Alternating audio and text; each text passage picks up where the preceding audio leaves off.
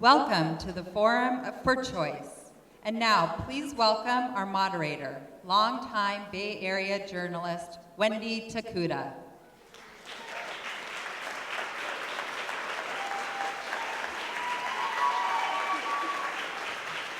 Hello, everybody. Welcome to the NARAL Pro-Choice California's Forum for Choice. The question tonight, which candidate for governor would be the best at protecting the reproductive rights of all women? NARAL invited all of the major candidates from both parties. The Republican candidates respectfully declined, but all four of the major Democratic candidates, all four of them, are here tonight. Now, first of all, we would like to thank our media sponsor, Rewire, and now I'd like to introduce a real champion for women in our state, the director of NARAL Pro-Choice California, Amy Everett. Amy?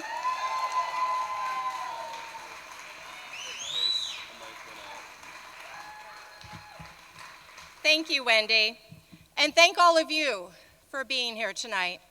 I know you had choices about what you could be doing tonight. And I want to thank you for joining us in denying the ratings to the insatiable ratings craver giving the State of the Union tonight. But in all seriousness, I also want to acknowledge that today in California is Fred Karamazov Day. It's a day that we honor him. Mr. Karamazov was a lifelong civil rights fighter. And he started by fighting the unconstitutional internment of Japanese Americans during World War II. And he continued his fight for the rest of his very long life to ensure that the promise of the United States Constitution was available to absolutely everybody. And that is why tonight it really goes to the heart of what we are doing here tonight. NARAL fights for reproductive rights. Not just for that, but because they're civil rights and fundamental human rights. We fight for freedom, equality, dignity, and respect, because we know that women's economic security and empowerment and futures are embedded in the foundation of reproductive freedom and bodily autonomy. We know that when we can make our own choices about our reproductive lives, that we will thrive, that our families will thrive, our communities will thrive, and our country will thrive. And I know how important making these decisions is in my own life. I'm a mom. I've got 2 kids. They're watching on Facebook Live. Hello. I'm also a stepmom before I was a mom. And before I was either a mom or a stepmom, I sought abortion care. And when I was making those decisions about my family, about when to become a parent and when to expand my family and when not to, I actually never thought to call my member of Congress. I never called the President of the United States. I didn't call the Governor of California. I didn't call my local city council member. And in one case, I didn't even tell my parents. But that was my right. And I'm going to bet that when you have made those decisions as well, about when to start families, when to expand them, when not to, it never occurred to you to talk to a politician about it either. Because a politician does not belong in our doctor's offices or in our lives, because they don't know who we are, what our dreams are, and what we want to accomplish and what is right for us.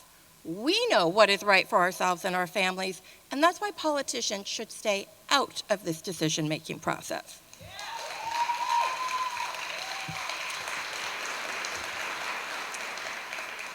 I've been working at NARAL Pro-Choice California for quite some time, and I have been asked the same question a million times. And so I'm going to ask myself the question and give you the answer, which is, do we really need to be worried about reproductive rights here in California? And the answer is an unqualified, absolute, hell yes we do. And I will give you just 2 of the many reasons why. 1, because what happens in Washington, D.C. doesn't stay in Washington, D.C. The decisions they make impact us, Just yesterday, Mitch McConnell and his merry band of anti-choice senators brought up a vote to ban abortion at 20 weeks. Now think about what that means for real families. I have sat there waiting for genetic testing results. I know the fear. I've held the hands of friends when the results weren't what they wanted, and I've talked to hundreds of women who had to access later abortion care because they couldn't get the money and the travel together earlier in their pregnancies. That is another place Mitch McConnell does not belong in the decision-making process.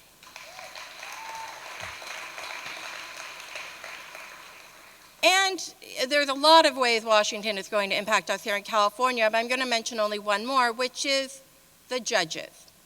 I'm not only talking about the Supreme Court, which is now the Gorsuch Court, which is attacking free speech and bills we have passed here in California, but I'm talking about the lower court nominees, the 18 anti-choice nominees he has presented who are anti-choice zealots, and some of whom the American Bar Association has said are actually unqualified to be lifetime judges in America.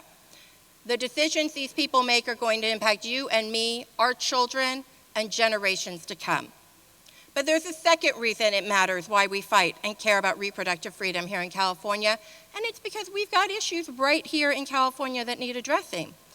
We have long been the beacon of reproductive freedom and progress for the whole country, and the way we go, so goes the nation. But we also have the scourge of fake women's health centers all across our state. Centers that advertise, pregnant, scared, come talk to us, but all they have to offer is anti-choice rhetoric that's misleading and wrong. What will the next governor do about these fake women's health centers? Washington is always trying to defund Planned Parenthood. What will our next governor do if they ever succeed? We're talking tens of millions of dollars impacting our budget. And Medi-Cal. We have very low Medi-Cal reimbursement rates.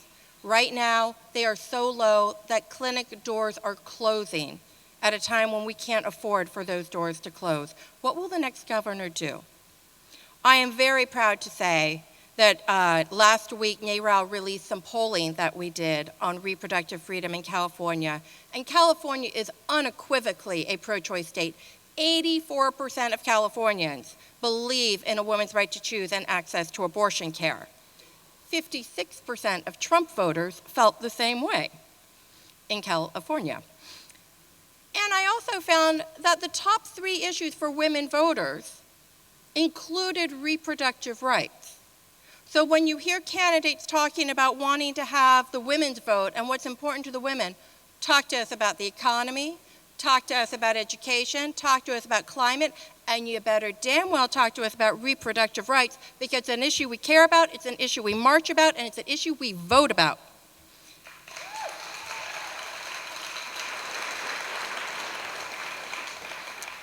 And the last thing I want to share with you is that our polling also showed that 50% of California voters are still undecided.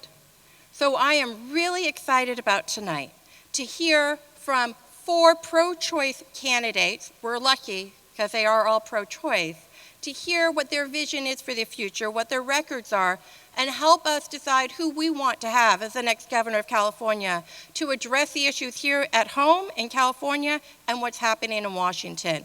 So I'm excited to get started, so I'm going to hand it back over to Wendy so we can start asking the tough questions. Thank you all.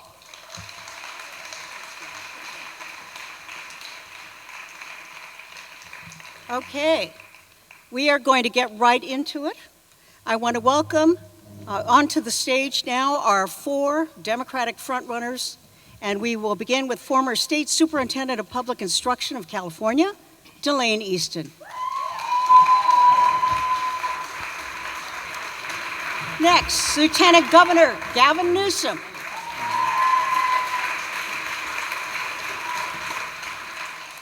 The former mayor of Los Angeles, Antonio Villaraigosa. And State Treasurer John Chung. Thank you all 4 for being with us, and go ahead and have a seat. Now I want to welcome and thank as well. Our panelists for this evening, directly to my right, Jody Jacobson, the president and editor-in-chief of Rewire News. Next to Jody, Linda Yee, Emmy Award-winning broadcast news reporter. And on the far right, who you have just heard from, is Amy Everett. Now, I'm going to get to the rules here, and I'm going to have to ask everybody's help. The order of the candidates was chosen before the event in a blind drawing, if you're wondering how we did that. All four of the candidates, when a question is asked, all four will get a chance to answer that same question so that you all get a chance to compare how they feel about it. The candidates will have 90 seconds to respond. The timer is running. You guys see it right over there, little red letters, numbers, I mean. There will be a yellow light, a warning light that will come on at 15, and then it blinks red. I don't want you to take this personally if I say time's up, but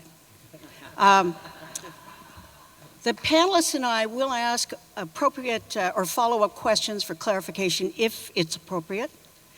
The candidates will then have 30 seconds to answer or reply to any follow-up questions. And at the end, all the candidates will have 2 minutes for closing statements. Our goal tonight is to get through as many of these questions as we can so that you have as much information as you can when you go into the voting booth. So we are asking the candidates to please respect the time limits. And here's where I need all of your help. If you can hold your applause, and I know that's hard, but I think it will save time and it will allow us to get through as much of this information, to get as much out to you guys as we can, and that is our goal. So, there you know the rules, and our first question tonight comes from Jody Jacobson. And you guys are sharing 2 mics there, right? Could you move the podium back a little? I can't actually see you. I will. How's that? Can you see? I still can't see her. Okay. I feel like that comedian on Saturday Night Live. How's that? Can you see there? Almost. Yeah, now Okay. I can. I'll be in the next time zone asking questions from behind the curtain. Don't mind me. Okay, first question, Jody Jacobson. Okay, And thank we'll you so begin much. the answers will begin right to left, and then the next question will start with Gavin and so forth. Okay, sorry, Jody. That's all right. So the first thing we'd like to know is, in your past leadership positions Mic. and now, what are you most proud of having accomplished in terms of reproductive rights? Well, I've stood with Planned Parenthood and NARAL my entire career.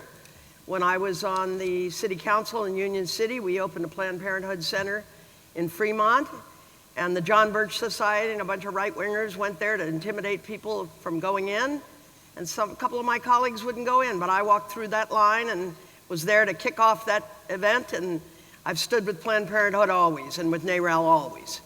I will say in my life, I was one of 600 legislators who filed an amicus brief on a lawsuit that related to reproductive rights back in the late 80s when I was in the legislature, and as superintendent of public instruction, I always supported having good information provided to the schools of this state about reproduction and about all sorts of issues as they relate to women's sexuality and people's sexuality. So at the end of the day, I had the first LGBTQ task force that the department ever had, and I've always stood with the idea that every person in this state deserves to have freedom and equal rights under the law, especially when it applies to their bodies. Gavin Newsom.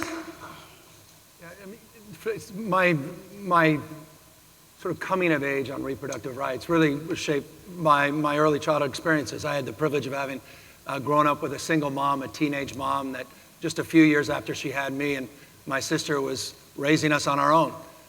She was one of those gritty, hardworking single moms that really led by example. And one of those examples was recognizing the power of women, the power and potency of someone that doesn't explain, doesn't complain, that was always there for us. And she had a great sense, she gave me a great sense of appreciation for the role women play in not only relationship to families, but in society. As a consequence, the work we did on the County Board of Supervisors, where San Francisco long stood tall against the backdrop of any efforts to roll back reproductive rights and investment in Planned Parenthood. We were there in the forefront supporting efforts to provide our community clinics with the kind of care and information that women deserved in a very culturally competent way.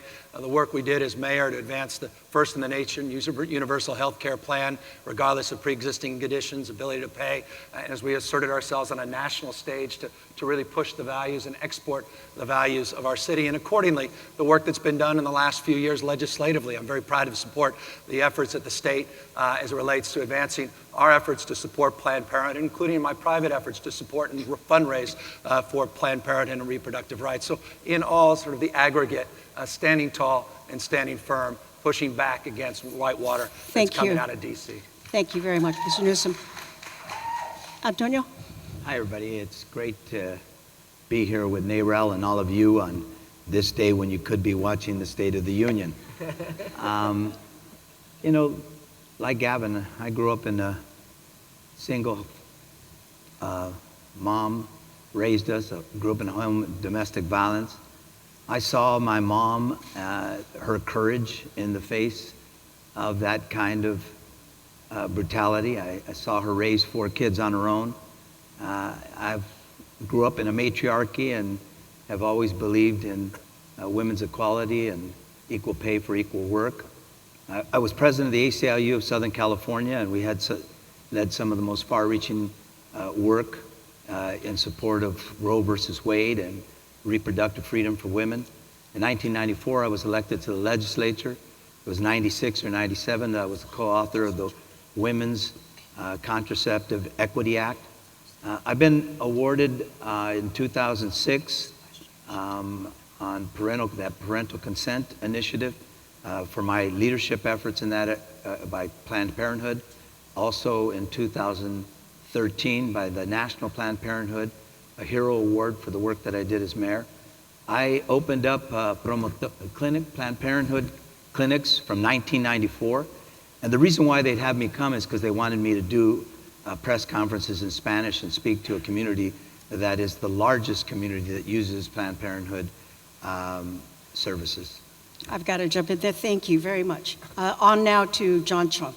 So the question of what I'm most proud about in my service in regards to women's right to reproductive decisions. I have a long history. I've been engaged in this work for nearly 28 years. I'm really proud of the work I did when I was staff counsel in the Comptroller's office for then Comptroller Gray Davis. The former governor during that period of time wanted to blue pencil the family planning budget, eliminate creating cuts. So Gray Davis asked me to do the legal research to challenge the governor on that particular front. I had the good fortune, I served for over a decade on the board of Planned Parenthood Los Angeles. So I was very actively involved, Catholics for Choice, APIs for Choice, but what I really enjoyed in the body of work that we did in Planned Parenthood is they put me on this committee. I was the only male, the only Asian, to work on the community promotores programs. Right? One of the things that a lot of my friends engage me with is to volunteer for Big Sisters of Los Angeles. I sat on the advisory council, right? So to provide that education and to provide that personal and direct assistance and to see the eyes of young women as they're getting that education so that they could transform their lives was very meaningful to me. And so, right, my history is one of direct interaction. How do you get to the grassroots level, the community work that NARAL is so extraordinary at, the incredible advocacy, but to touch people's lives so that they can empower themselves and each other. Thank you very much. Our next question comes from Linda Yee. Good evening. Last October, Governor Brown vetoed the Reproductive Health Non-Discrimination Act. Now, that would have banned workplace discrimination due to a woman's personal reproductive health choices, like accessing IVF, abortion care, using birth control, or even having sex outside of marriage. And this would have applied to include religious institutions. Women who are pregnant and unmarried have been fired. So what would you have done if you were governor? Would you have signed it or vetoed it, and why? I would have signed a 569. I thought it was a mistake of the governor. I read and reread his veto. I didn't agree with the veto message. I was disappointed. That was not only supported by NARAL, it was supported by dozens and dozens of organizations all up and down the state. I think one of the things that's most important for the state is to maintain its vigilance, to continue to lead. There's a great line from Pericles that says, "We don't imitate, for we are the model to others." In so many ways, California looks, or rather, the world looks to California for leadership, particularly in contrast to states like Texas. We need to invest in that lead, and that legislation is something that I hope comes back this time next year. If it doesn't come back sooner and land on the governor's desk, it would be something that not only I would support, but in a stylistic difference, respecting the governor, I wouldn't be passive about it. I would actually intend to co-sponsor the legislation and to create the conditions where everyone has the high expectation and certainty that when it does land on my desk, that the signature will be attached to that and that will become law in the state of California. We actually have a follow-up question from, you're going to wait? Okay, great. I'm sorry. Antonio, go ahead. I usually agree with a lot of what the governor does, but I definitely would have signed that bill. And I think it is important that in this state that we stand up for the notion that we've got to lead the way. We've got to mark a different path from what you see going on in Washington today, where they're taking to the Supreme Court the right of immigrants being held in custody, their right to an abortion. And from my vantage point, this state has to set the marker, if you will, and I will do that as governor. As Gavin and Antonio pointed out, I am on the same page. I would have signed it immediately. The author of that legislation, Lorena Gonzalez Fletcher, has endorsed me. She obviously trusts me, and as pointed out by the two earlier speakers, I would aggressively make that part of my platform going forward. I want to transform public and private sector leadership. I have the incredible privilege of serving on the boards of CalPERS and CalSTRS. If we're going to have these types of practices, right, not only do we want public policy, public sector leadership, we need private sector leadership. So about a decade ago, I pushed for more people of color, women, members of the LGBTQ community on the board of directors, right? I'm pushing further efforts this year. But if we want to transform this, right, we need leadership that understands the people who work for them, that it can grow and create support at the work site, making sure that people not at the board level, but at the C-suites, the management levels, and those who are doing the hard work on a daily basis can support and empower each other, right? You're creating a stigma that is wrong, right? Because, you know, the people that we spend 8+ hours a day are oftentimes our closest friends. And so we need to embolden and empower that effort, creating that community that they can support each other. Colleagues, I too have great respect for Jerry Brown, and I often agree with him, but I thought this was a terrible decision. It showed a lack of understanding and appreciation of what women go through in this world. And, you know, I always like the jingle, we ain't where we want to be, we ain't where we're going to be, we ain't where we ought to be, but thank God we ain't where we was.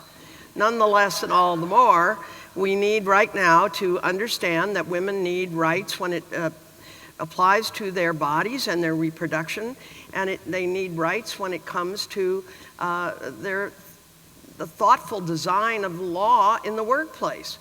Today in California, we still have great issues of inequality, and pay equity is a great example of where women are being fundamentally shortchanged. But one of the things that hurts them is when they are pregnant and they are in a situation like this, that they don't get the leave or they don't get the opportunity to, explore their individual rights as people. So I think Jerry was dead wrong on this. It was one of the worst decisions he's made, and I hope the bill goes back to his desk, and I hope he has a chance to sign it. But when I'm governor, I will be the sponsor of that bill, and I will sign it. We will do a fast track, and it will go on the governor's desk as quickly as it possibly can. Thank you very much. We have actually a technical issue that I'm wondering if we can get some help on, which is, just to let you guys know, from this spot, and you wouldn't know it until I apologize for this, but we cannot hear the last two candidates clearly. And I know the mics are okay. You guys are able to hear everybody clearly? Okay, so it has to do with, we have a little black hole here or something. I don't know if there's a technical person who can help us out, but are you guys having a hard time? So if you face your chairs a little, will that make a difference? Or is there a sound person going to help us out? No, I'm serious here now. Okay, now we're going to do the moving And chairs musical thing. chairs. Yeah, because it's really going to hurt us in terms of follow-up and just sort of us kind of being tuned into what you're saying. Come a little John, closer. can you say your name there? Just count to 10. Closer to the mic? Yeah. Go closer to the mic so we can hear you. Is this better? Now we can't see. Yes. All right. What? Can wait? John? Can you say something? And also, Mr. Villaraigosa, if you could say something so we can see if we can hear you over here. Can you hear me now? That's better. ¿Me puedes John? escuchar? ¿Me Can you? entiendes? Yeah, John. Can you touch 10? Hi, Wendy. Can you hear me? I can read your lips. Listen. Actually, the problem There's is... an echo. There's an echo. The problem is the acoustics, it's hard to Yeah, hear. it's something about the. Well, just so we're all aware of this, we're not ignoring you, and we're gonna. I think this is better. This is an improvement over what we had. So we're gonna all work with this, and we'll just move forward. And if the sound And we'll people try and figure out switch a out way the to mics fix if it, possible. so much the better. Okay, but now we will move on to our third question from Amy. Amy. All right. Is this better? Yes. Can you hear me? Can you? So there are more than 200 fake women's health centers throughout California. These are places that look like abortion providers, but are actually focused on stopping women from accessing abortion care or birth control. Aside from supporting the California Reproductive Fact Act that's currently before the Supreme Court, what would you do to stop the proliferation of these centers? Let's start with you, Mayor Villaraigosa. I'm sorry, you said aside from what? Aside from supporting California's Reproductive Fact Act, AB 775, that we passed in 2015, that provided regulation for women seeking information that also included these fake women health centers. I'd like to go even further. I think we all know that these centers are centers that are trying to mislead women, to deter them from making their own choices about their reproductive rights. And I think we need to use the health care laws that we have to uncover the fact that they're not really healthcare centers. What they are centers to interfere with a woman's right to choose. So the question of follow-up to this, what would you do about that? Well, I think we'd look at the Attorney General, work with the Attorney General to see what we can do to close them down, where they are in fact engaging in a fraud, as happens in many cases. I think we need to test the law and push harder to close some of these facilities. That's what I would look into. Mr. Chong? So the health market lacks openness, transparency, so it's not only just this, right, but pricing and a whole bunch of issues. I think we ought to have truth and disclosure standards, right, and how you take out the toxics is by highlighting it, right, and part of what I've done in my background, I'm the only person in California history to serve in all 3 elected financial offices, right, so we ought to talk about what services that are provided, how much it costs, right, and then you will identify that they're not fully engaged in providing all those services, right? We ought to have a narrative as to, are they trying to prevent access to the entire story, getting the best evidence, what's the best practices, so that women can make a educated and knowledgeable decision about what they should do going forward. And then, I would look at audit standards, right? What do we do with the various state agencies to identify abusive practices? We have to stop this early to make sure that you don't delay, right? Because you don't delay the decision making because time is critical. Information is power, and so we need to make sure that people engaged in those types of practices are called out. Ms. Easton? I do think we need some help to frame what's going on here. They need to be forced to tell the truth about what they really are, fake centers. And so I would work with the legislature to make sure that they have to give information up front about what they're really about. And second, I really do believe the other issue in California is we have so much of the state in which a woman cannot get an abortion. Something like 45% of the counties don't have an option for women right now. So on the one hand, it's shining a light on the fake ones that are really just trying to convince women to keep the child. And on the other hand, it's important for us to look at how we can expand women's rights in those rural parts of our state where they currently do not have access to these services. It's actually both that are important.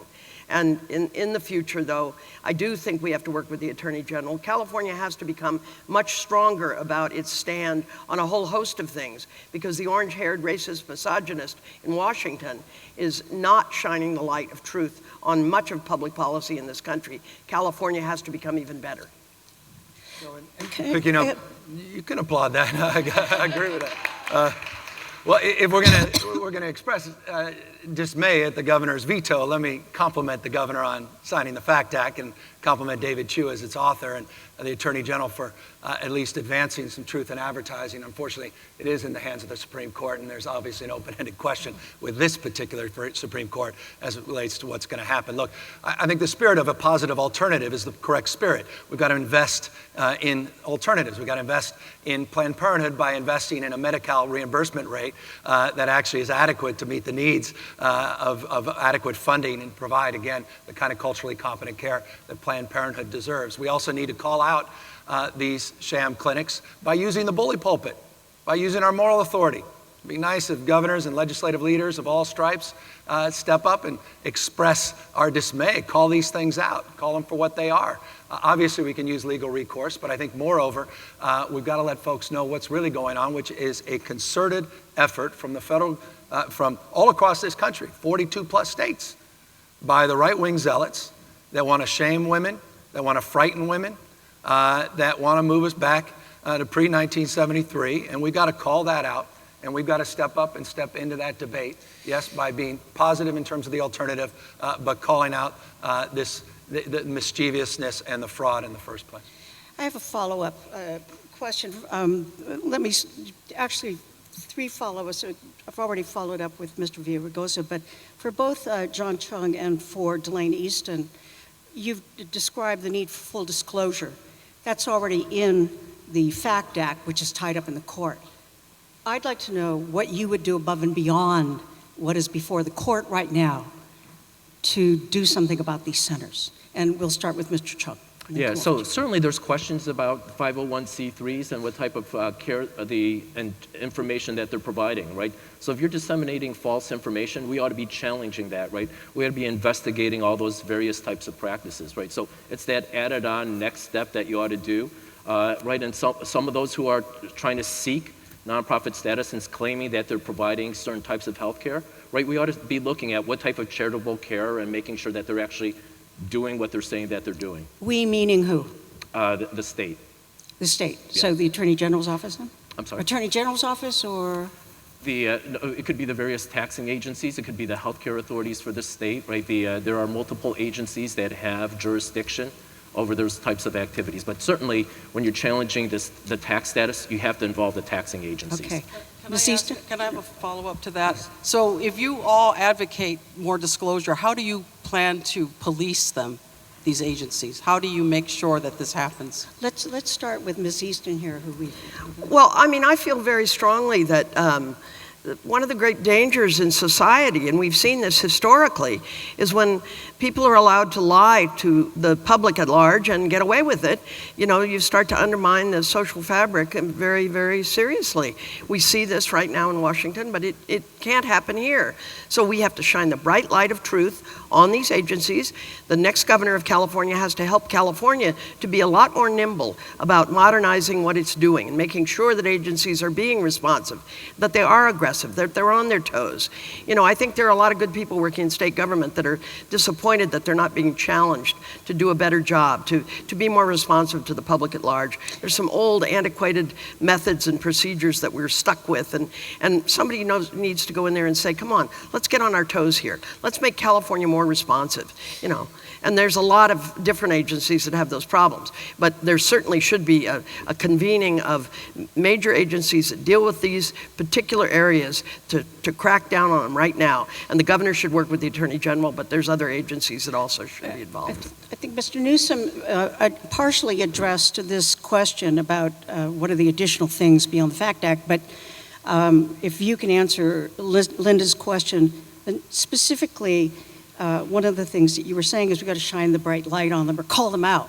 How would you call them out? You got to talk about where their funding comes from. You got to talk about the larger national frame. You got to talk about what's really happening in this country. What happened last night in the Senate? What's happening with? There's a deliberative effort to roll back reproductive rights in this country, to attack women, to demean women, to diminish women.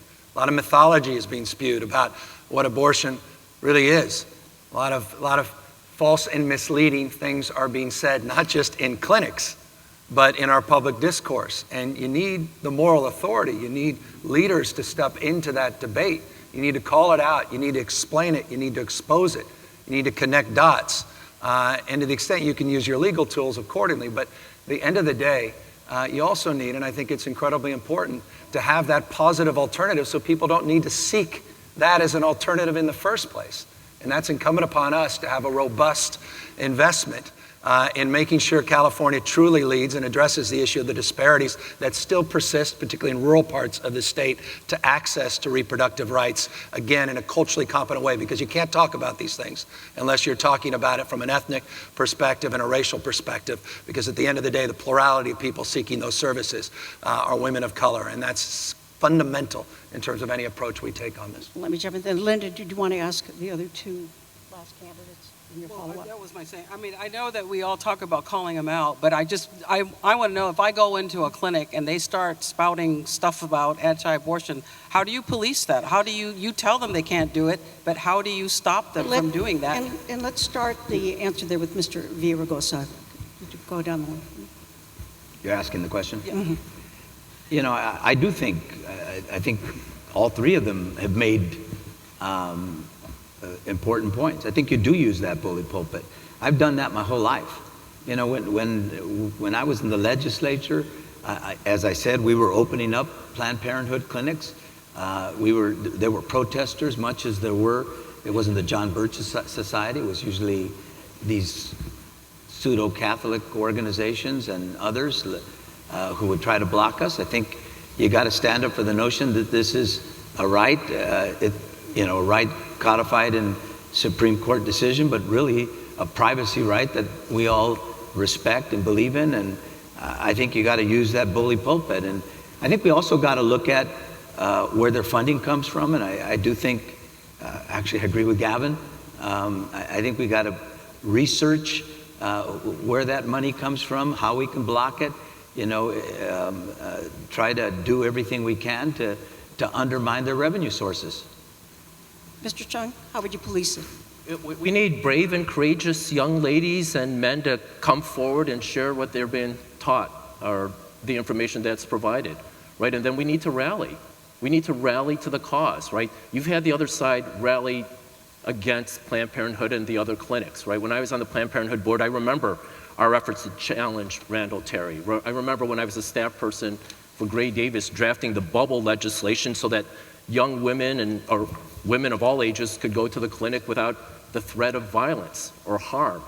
And so part of this is going to be a public debate. We have 7 out of 10 who support a woman's right to reproductive choice. We will call out those others. And then, as I pointed out, on those practices, right? Now, this isn't on all 4 pages, right? But there was a healthcare provider down in Southern California, and this is on the other issue, but the economic issue. When people came forward, my office, my previous office, controller's office, we identified that they were charging the taxpayers such that they were making 83% profit, where other contracts with the state for the same services were only charging and making 4 to 5% profit. right? So that's where we go directly to the head. And to make sure that we do it, when people fail, like when I did the audit of City of Bell, when people didn't act, I went back in and audited again and shamed them until they improved their practices. We have one more follow-up question. This time, I think, Jody, you want to just offer the question, whoever wants to answer it, and this time we'll try to stick to the 30 seconds for a follow-up question. I'd like to delve a little bit deeper into this because we're sort of dancing a little bit around a key issue, which is the confluence of religious imposition and the imposition of religious beliefs on healthcare. And really what crisis pregnancy centers is the outgrowth of that, right? Where we've now got an ethic in the country that anyone's individual religious belief should override someone else's medical decision. And I'd like to ask you how you see that issue in California being dealt with and what you will do as a leader, as a governor, to respect individuals' beliefs but not allow them to impose them on other people. This time we'll start with Mr. Villaraigosa as the third question follow-up. Well, look, I respect people's religious beliefs, but women have a legal right to an abortion. They have a legal right to make decisions about their medical care and their reproductive choices. And so, you know, I respect that somebody has a different view. I think that's what this country is all about. But that's irrelevant what they have. The government has a responsibility to protect their legal right. And so, you know, whatever religious organization may be sponsoring these health centers, they have a right to have their view. They don't have a right to mislead and deny a woman her right to choose. Moving on to Mr. Chong. Yeah, it's fundamentally the right to choose, right? Your right to privacy that was granted in court decisions 45 years ago, right? We also understand there's a right to religious freedom, but right at the end of the day, that exercise of right is one that we should hold sacred, that one we should defend. People can always exercise their right to practice their faith. That's part of a founding of the United States of America, but it can't stamp and impede upon somebody's exercise of their privacy. There is a fundamental separation of church and state, and that's part of our Constitution. And nobody should be allowed to play around with that. We need to be very emphatic about the separation of church and state. And my body is my right and my responsibility, not some guy's. And so when they try to, you know, use the law somehow to confuse people or to obscure what a woman's right really is, they are doing a fundamental disservice to this country and everything it stands for. So I respect everybody's right to go to church, but not to bring your church to address my body and its needs. Mr. Newsom. Here. I agree with the sentiment and the passion that Delaney as well. And I would also extend, this is by no means unique in terms of reproductive rights. It's exactly what's happening in terms of religious assertions being made as it relates to issues of Hobby Lobby and birth control access, the issues of whether or not you can bake a cake or you can do wedding photos, and people asserting themselves on LGBTQ issues. So this is the next big cultural war. And we've got to step up and step in. It does not give people the right to discriminate against other people. There's a constitutional right to access reproductive care, and that is firmly grounded in the Constitution of the United States. And we need to assert that. We need to push back against these efforts to degrade that based upon, quote unquote, the sort of cover of religious liberty and religious freedom. Thank you. Our fourth question. Jody, the fourth question is yours, and Mr. Chung, we will start with you with the answers on this one. So I'd like to ask you to be specific here. There are significant, despite a lot of progress in healthcare in California, there are still significant health disparities, especially among particular groups. We've already mentioned some of them, but especially among women of color and rural women. Black women in California have a higher maternal mortality rate than among other groups in the state and nationally. And then more than 40% of counties in this state have no abortion provider, as you know. These are just two examples. You've already mentioned this, Delaney. I want to know what efforts you will take, what real steps you'd take to address these issues in concrete ways. We all know they're bad. Yeah, so I'm doing it today, right? Right, I'm doing the work to make sure that women throughout the state, people of color, low income, are getting greater access. The first thing we need to do today in regards to the health challenges is take on President Trump. Right, this state and its financial funding is at extraordinary risk. During President Obama's administration, he wanted to build out the infrastructure of community clinics, right? He wanted more health care providers. He wanted us to build that infrastructure throughout the state. When President Trump and Congress started threatening, we had multiple community health clinics start reducing their services. Some of them even shut down their doors. And if you look at the community health clinics for the state of California, they serve 1 in every 7 California, predominantly women, predominantly people of low income. So whether it's a Salvadoran community in downtown Los Angeles or some rural community throughout the state of California.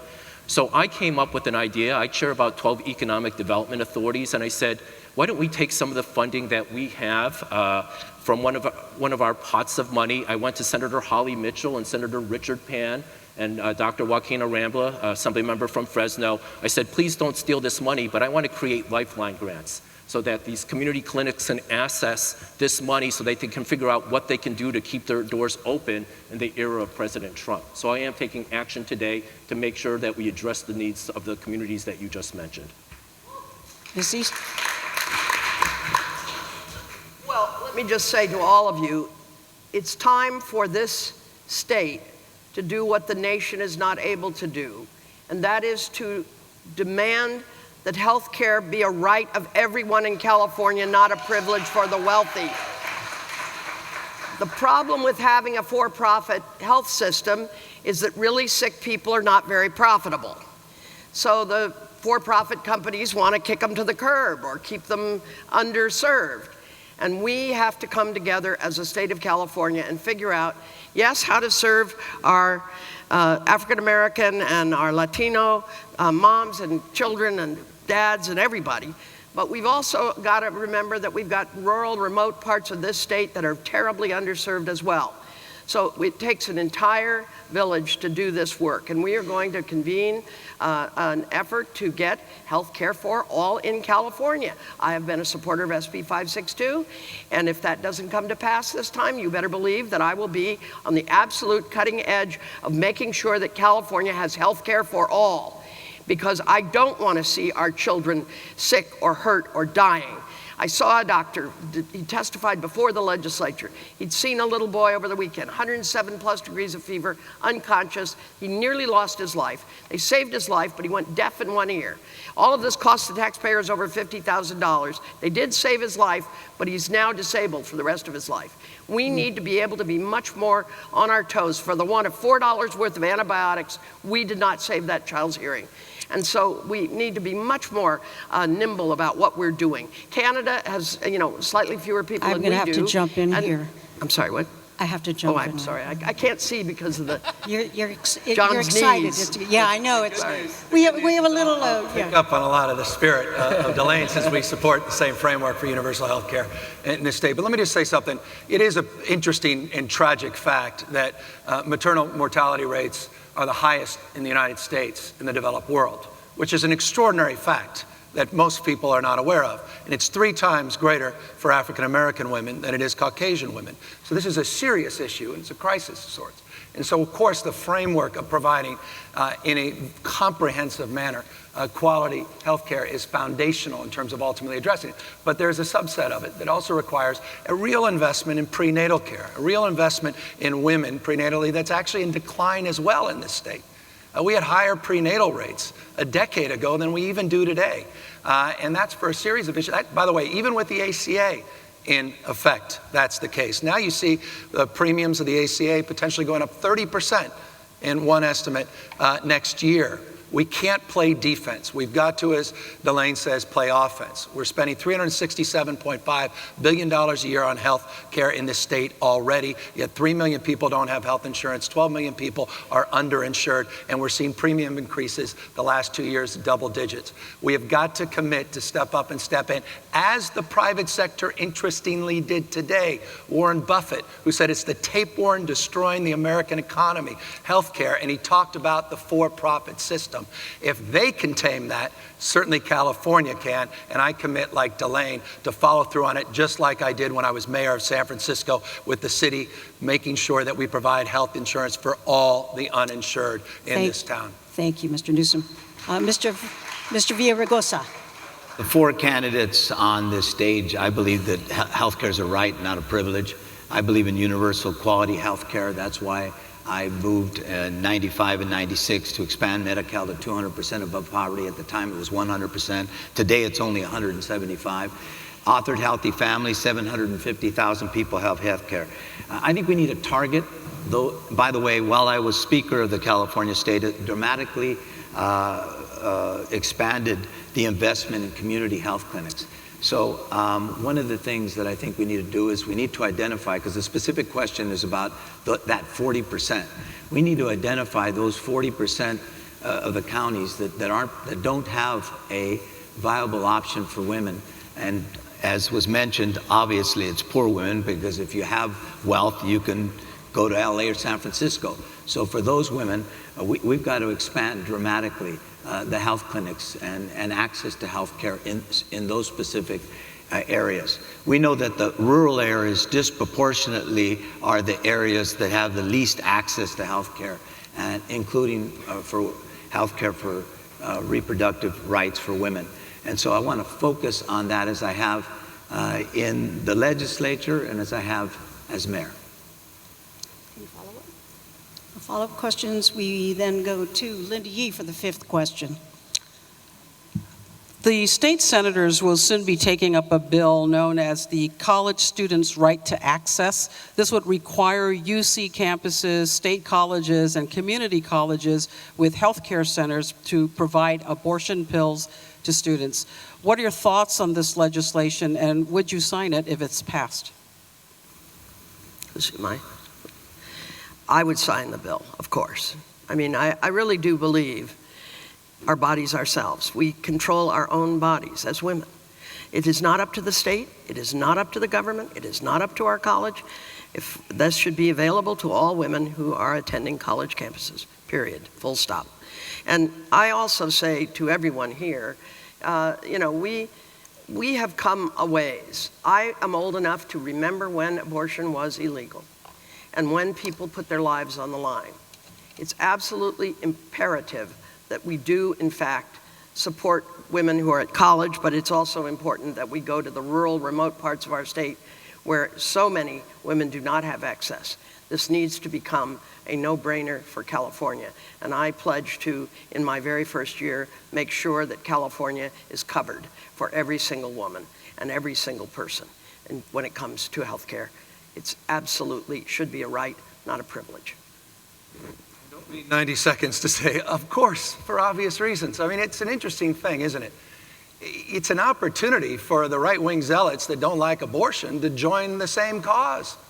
It seems to be in everyone's interest to provide that quality access to affordable birth control to reduce unintended pregnancies, which are at a multi-decade low because of the kind of investments we're making. But ironically, these guys are pushing away and pulling back from that and then lamenting about unwanted pregnancies and abortions. So look, I would certainly support that. I serve, by the way, on the UC Regents, the CSU Board of Trustees, and we, to the extent that we can find the resources for this, I don't know, we need to wait even another year to provide that access at every campus, morning after pill, allowing not just on the campuses, but in any CVS or Walgreens, that same access. And of course, that's what we're pushing back against, right?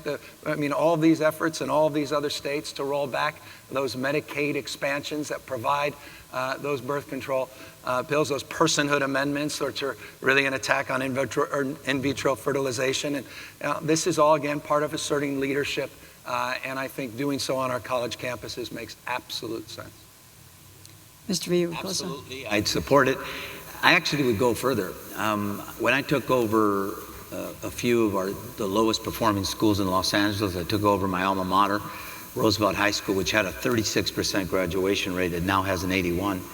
One of the problems that we saw with respect to kids dropping out of high school was teenage pregnancy. So I brought up Planned Parenthood facility at Roosevelt High School. I think we need to provide those kinds of services in high schools across the state. These young girls and young women have every right to access to reproductive health care, and this is good for them. It's good for, it not only protects their right to privacy, it allows them to continue in school and make the right choices. So I'd go further than that. I think we got to acknowledge that if California's going to lead the way, we're going to lead the way all the way. And that's certainly something I've already done. And I concur with the comments earlier, right? I concur especially with Antonio's sentiment. When I was on the board of Planned Parenthood, the toward Jordan High School, you talked about Roosevelt toward Jordan High School, and trying to make sure that we could access the health care, right? When you're dealing with poverty, families that have mental health issues, lack of housing, right? You need to bring the services together, right? So many people struggle, young kids. I had to take out a ton of student loans to make it through college, worked as a janitor. You don't want, physical distance, costs, making it inaccessible, right? We need a plan B and everything. That's why we like it over the counter. You don't have to get a prescription, so making it available at the UC campuses, the CSU campuses, ought to be a step that we all join in and move forward on. So you all understand the controversy of the abortion pill and how you'd be taking on religious institutions.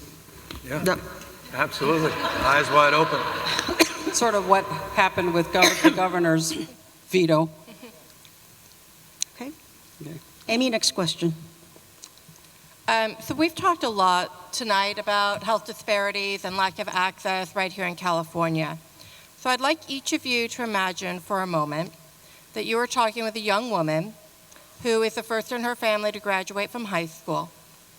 And she talks to you about how she got pregnant and how she was not able to access a wanted abortion care for a variety of reasons. She lived in a rural area, she went to a fake health center, she didn't have the money. What do you say to her as the governor of the most pro-choice state in the country? Mr. Nissen, we start with you. If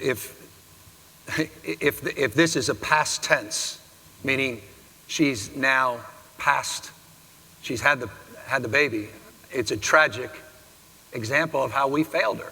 I'd tell her we failed her. That shouldn't happen. Not in this state, not in California, where we should be leading in terms of that investment, in terms of providing that reproductive right, in terms of protecting her from having to go in front of her parents, God forbid, if she's not willing or able to do that or fears repercussions as a consequence through parental notification. And by the way, there's a golden oldie in this state that we've got to make sure we push back against any subsequent efforts. Another Prop 4, 2005, 6 goes on and on. But a young child that's in despair because she's first in the family, it breaks your heart. And then I'd tell her this, we have to be there for her. If she's got a child, we got to make sure we're providing that essential service that changes lives more than anything else, and that's the first 3 years, to make sure she's singing to those kids, reading to those kids, talking to those kids. 85% of that brain's developed. If she's looking for adoption services, to make sure she wants to give that baby up to a quality family, to make sure she has that alternative. It depends on the circumstances, but in essence, we would be telling her that we failed her fundamentally, and that should not occur. I understand the question is past tense. I thought you asked the question as if she's contemplating what to do. And if you are, then my answer would be a little different. Yeah, of course. No, I reckon. I wasn't trying to. No, I get it. I tell them what I told my 3 daughters. I have a daughter, 24, 30, 40, and 43, about to be 44.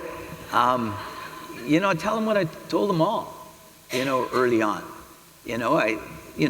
A dad, and for 2 of them, pretty much a full-time dad, and said to them that, your body's something you got to make a decision over. When they were young, I told them, I didn't, at 13, I think 12 and 13, I told them that, I didn't want them to have sex, but if they did, I wanted them to protect themselves, and that if something happened, and they weren't protecting themselves, they had every right to make a decision that it wasn't their father's decision. And that wasn't easy to say as a dad, but I knew it was something that I had to say because it's right. It isn't their father's decision. And luckily, I had the kind of relationship with my girls, and both of them moved in with me when they were 15, and I had the kind of relationship with my girls that they could talk to me about just about anything, not everything, but just about everything. And I knew that I had to speak to them that way, and I think that's what a governor has to do when you're talking to someone about to make that choice. Well, obviously, it's a profoundly moving moment for that young lady, right? We have to make sure that we get her if she wants it, the best expertise, counseling, professionalism, talking about, whether, she can communicate with her family, her healthcare providers, right? She needs all the support she can come to, that she can access, so that she can make the decision that best reflects where she is and her values and what she wants for her future. That's why I mentioned, early on, I was so proud when you asked that first question, building up that community promotors program, where people feel so isolated, they feel excluded. Who's listening to me? Who understands me? So affirmatively reaching out, right, to educate the larger community. And then the answer I just provided for the last one, right, we have to build communities of support and making sure that in that circumstance, whether she's facing traumatic incidents because of the hardship, if she feels isolation, does she have a roof over her head? Is she a family of low poverty? Coordinating services to make sure that, right, as we address this issue, we can address all the other issues to make sure that she's in the best place possible, to make sure that, she can move forward with strength and power and confidence. Well, we're talking about a girl who graduated from high school and has a baby. And I think it's really important that we as a society understand that we need to build better scaffolding so that a young woman like that can, in fact, choose to go to college if she wants to. We need women's reentry programs that provide full child care and child support so that that young mom can go back to school and get the education that will give her options in her life. And as somebody who taught in the women's reentry program, one campus had child development, the other one didn't. And the one that had the child development on campus had a much better success rate because it was more accessible to these young women. And so I think we really have a responsibility to tell many, many more of our young people, especially young women, even if you have a baby, it is your responsibility to get a great education so that you can have choices. That's what education gives you. It gives you choices. And we need to have these young people feel that there's possibility, that the future is full of potential and joy, and that we can make lives better for their children. It used to be part of the California dream that we looked at the next generation. We assumed they would have a better chance than the one before had. And we've sort of gotten a little bit away from that because we backed away from our commitment to education. It's time to re-up our commitment to education, from preschool to graduate school, from cradle to career. Okay. Our next question, Jody.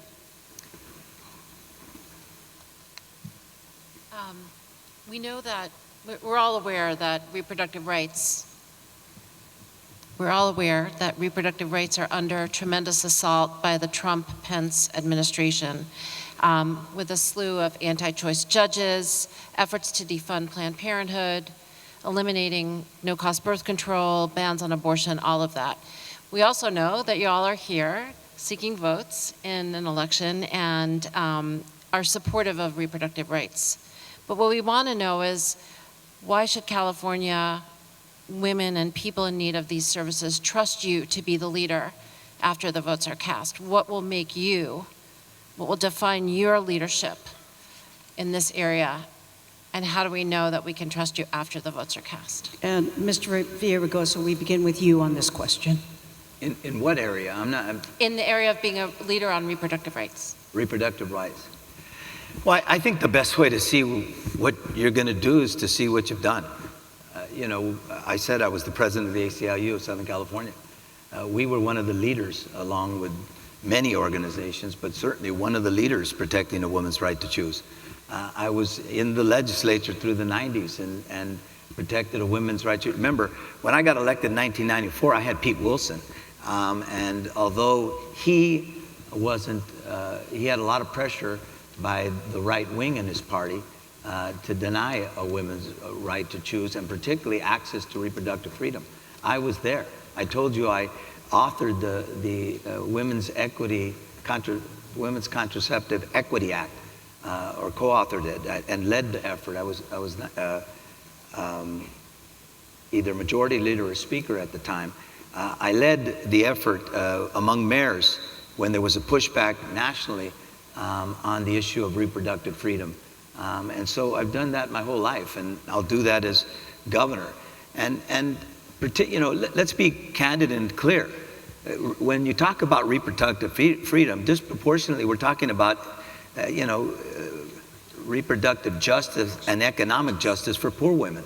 And I have fought for them my entire life. And so I'll fight for them as governor. I think the record counts. I think past this prologue, as I mentioned, I worked on choice issues before I was in elected office, right? It's not where everybody moved, right? Years and years before I was doing it. My largest source of charitable contributions was to Planned Parenthood before I was in office, right? So when I wasn't making a lot of money as a public, a state attorney making, $40,000, right? It was my largest contribution, trying to take care of my student loans, trying to take care of my mortgage payments. But, it's fundamentally, what do you invest in and who do you believe in?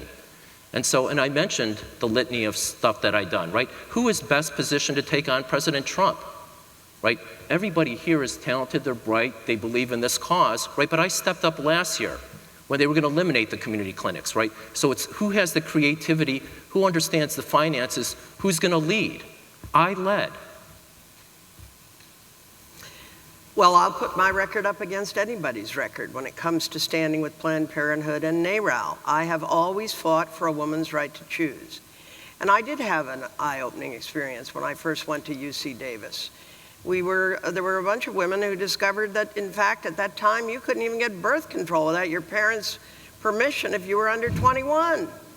That's ridiculous. And so I have been a believer in women's right to control their body and their future from the earliest days. And I will just say, you can check my record. Yes, I walked across an angry group of people trying to disrupt the opening of Planned Parenthood in Fremont. Yes, I've stood with Planned Parenthood on many, many different issues. And yes, I will always stand with you and for freedom and choice. And I'm really clear that it's really important that we have this conversation as a country.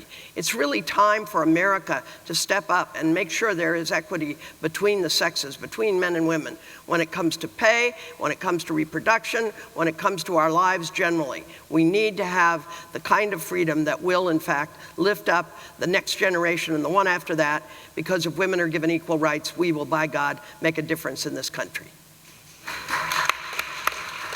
Hard to argue with any of that. Look, if you're looking for timidity, I'm not your guy. I'm someone, when I commit to something, I step up and step in. If you want someone to push back against the Trump agenda, trust me, I will have your back. If you want someone who's going to stand tall against any efforts to roll back Roe v. Wade, I will have your back. If you want someone that's going to advance the rights of women and girls by appointing women in key positions of power, not only will I have your back, but I also have a record appointing the first female police chief in San Francisco history, the first female fire chief in San Francisco history, the first head of Office of Emergency Services, putting people in positions of real power and real influence. And I also have a secret weapon. That's a wife whose entire cause is devoted to the issue, not just of the underrepresentation of women and girls, but the misrepresentation of women and girls, that has high expectations in terms of how I conduct myself as a leader on the issues of sexual assaults and sexual harassment, on the issue of what's happening in terms of rape on college campuses, rape in the military, and on the issue that we don't talk enough about, and I hope we will tonight, and that's the issue of what's happening with our boys and our men, and issues of toxic masculinity, which quite literally are on display tonight coming out of Washington, D.C. in the State of the Union. Our last question tonight comes from Linda Yee. Linda? Last question. Darn it.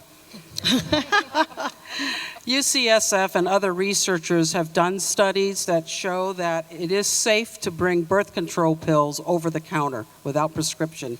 If you were governor, would you support this? And more specifically, how would you do this? How would you make this happen? And Mr. Chung, we will start with you.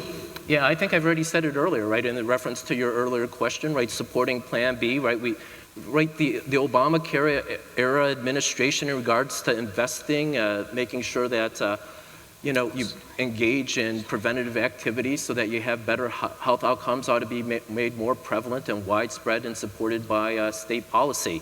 One of the things that I want to further encourage is we want to make sure that insurance companies don't require, or the health providers, a copay or other additional funds, right? Let's be much more aggressive. Let's loft our vision. Let's take more affirmative action. So absolutely yes. I absolutely support the right for people to sell birth control across the counter. For heaven's sakes, why would that be a problem? I'm asking myself, Sometimes you got to keep your sense of humor, right? And so, we need to understand, and I want to return to something we were talking about earlier. If you look at the Department of Education, when I was superintendent of public instruction, over 56% of the leadership was women. I'm the one on this platform that does, in fact, promote women and move them into positions of authority, and I will do that as governor. You will never have seen as many women in leadership in the state of California as when I am governor. And you check out my history and you'll see. Chief of Staff when I was superintendent, Chief of Staff when I was in the legislature, these happen to be women. And they're excellent women who did amazing things, and I will put my record up against anybody's when it comes to making sure that we have a leadership in Sacramento that looks like the state of California. I fear that we're missing a fundamental point here, and that is we have a healthcare system and the only way of answering your question is to have a foundation to support that investment and to support that access at no cost or low cost. And we have a healthcare system that is collapsing. We have a healthcare system that simply is not sustainable. You have a multi-payer system that's inefficient, it's complicated, it's fragmented, and it's leaving too many people behind. We have an administration that's gotten rid of the third leg of the stool, and that's the individual mandate. I know a lot of people were dismissive of Trump when he said that's in essence the end of the ACA, but in many respects he's right. And that impact's going to be felt disproportionately on the state of California. It's interesting, I left the CSU Board of Trustees in Long Beach this morning. Quite literally, we were debating a tuition increase. And that tuition increase was predicated on the fixed cost of health care. And that reality is self-evident to all of you. Again, it was self-evident to Buffett today and to folks like Jamie Dimon and others that are recognizing, Bezos, that we have to do something radically different. I'm committed to doing that. As I did in San Francisco, I'm committed to doing that here in the state through a single-payer financing system.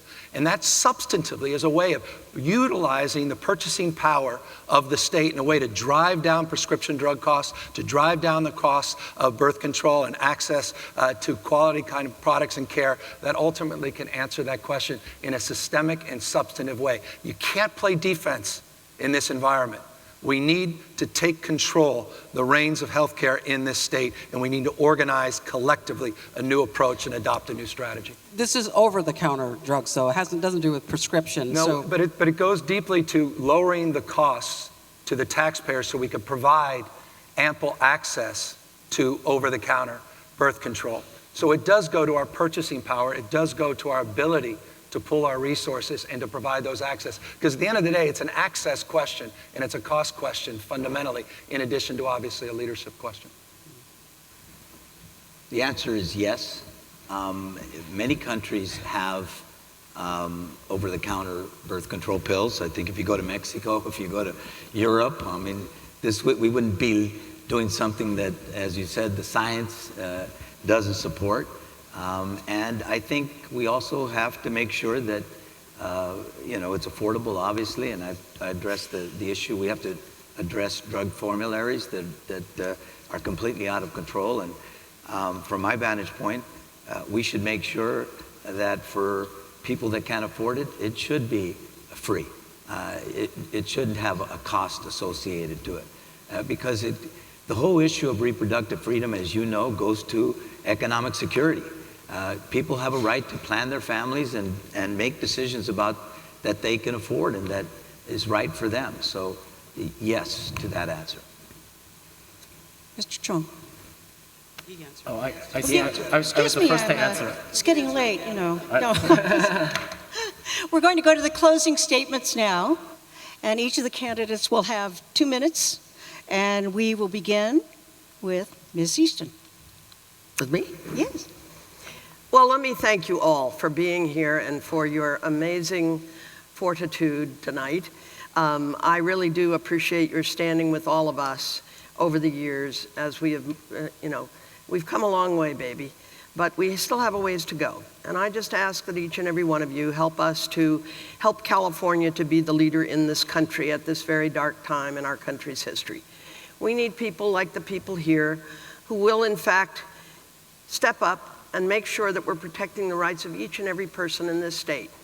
Yes, protecting the rights of women's and their bodies. Of course, they're our bodies. We should control them.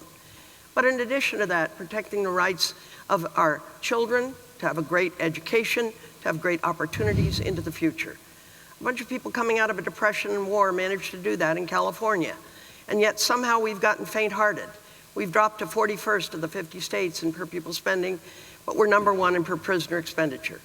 So if budgets are statements of values, I ask that you consider a governor who will have the values that you hold dear. Yes, about our health and our health care. Yes, about a woman's right to choose and about making sure that children do have great prenatal care, amazing opportunities for child development, and great educations. But yes, to families having health care for all. Yes, to housing. We have a terrible housing crisis in this state right now, and we have got to build homes for every single person. I have never seen so many women and children on the streets of my state. And it is a crisis of enormous proportions. So we need to, in fact, step up on the issues of housing. We need to step up on the issues of this environment. Somebody needs to begin to do some long-range thinking about who we're going to be as a state in the future. And that means really getting ready for sea rise and getting ready for being more nimble about everything we are doing in terms of energy and so many other things. So I thank you again for the chance to be here, and thank you, NARAL.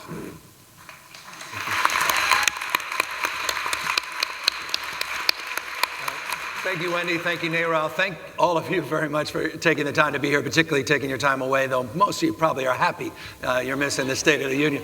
I want to pick up just in my closing on a few things that we didn't talk about. And one of the most substantive things that we did not get a chance to dialogue about was the issue of pay equity. The fact is 86 cents on the dollar for women. For Latinas, it's 43 cents on the dollar. And while California has done some novel things in the last few years with Fair Pay Act and with other legislative efforts to make sure employers aren't asking you what you were getting paid in your previous occupation in order to allow that as a baseline for subsequent negotiation, you need a governor that's going to help implement those rules. There's an old adage, program passing is not problem solving. We need the application of those ideals. We need to be aggressive in pulling those things out. We need to address the issues of these disparities. By the way, that 86 cents represents about $7,227 a year that women are not being paid versus their male counterparts. You want to talk about a raise. You want to talk about doing something that ultimately is going to advance the broader cause, not just of this state, but this nation. We've got to deal with that issue. Number two, the issue of paid sick leave. This is a developmental necessity.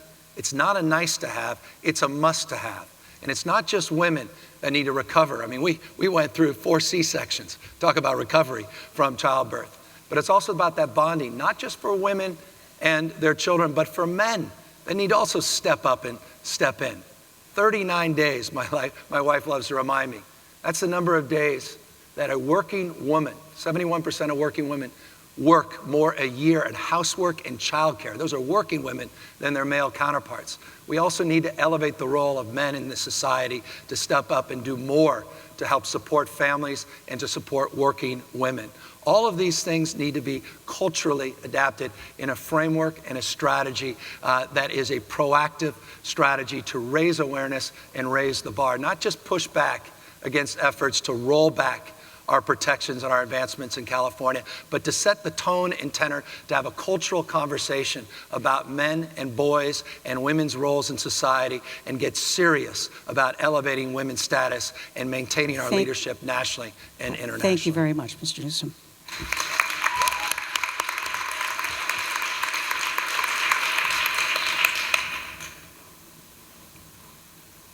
Mr. Villaraigosa.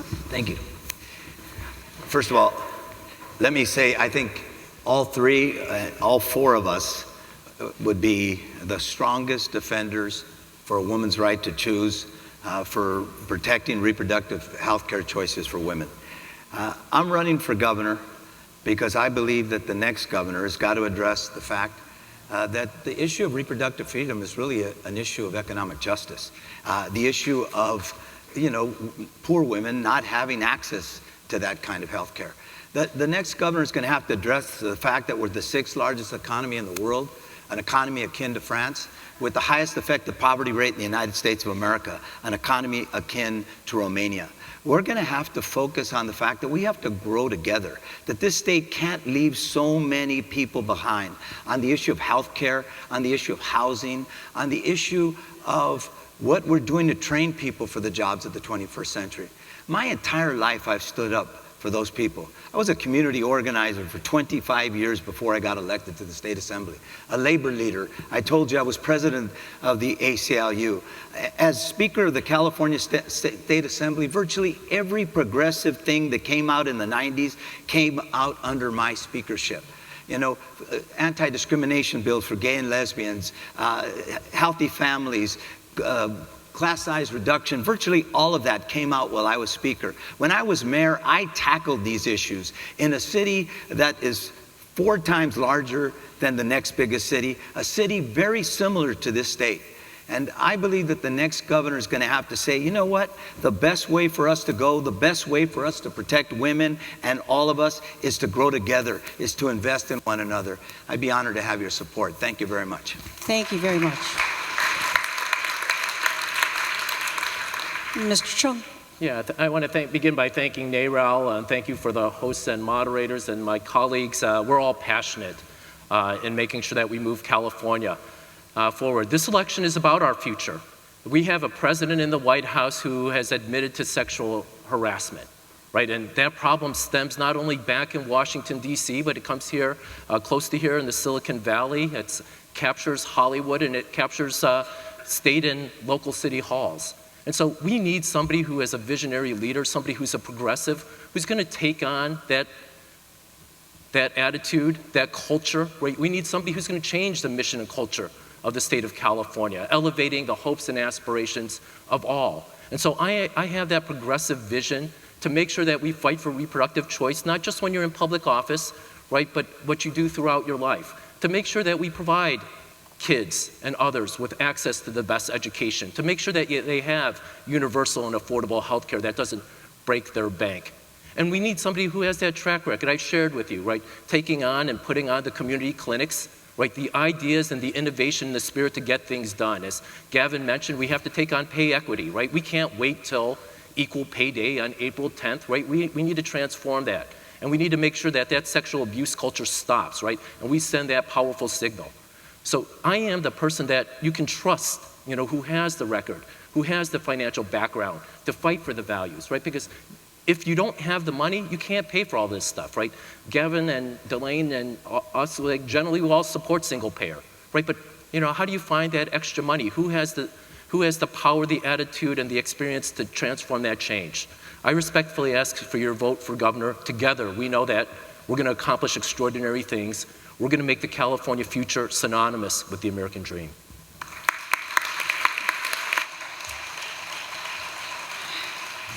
Thank you all for being here tonight. I want to have another round of applause for our candidates tonight for coming. I think we got a lot of helpful information we've learned tonight. And let's have a special round of applause for our panelists.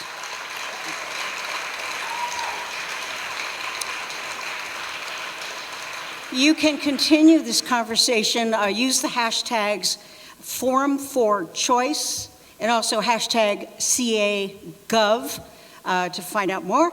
NARAL will be hosting a variety of events in the Bay Area and across the country, so we're hoping to see you there. And the most important thing, stay active, stay engaged, and vote. Thanks. Have a safe ride home.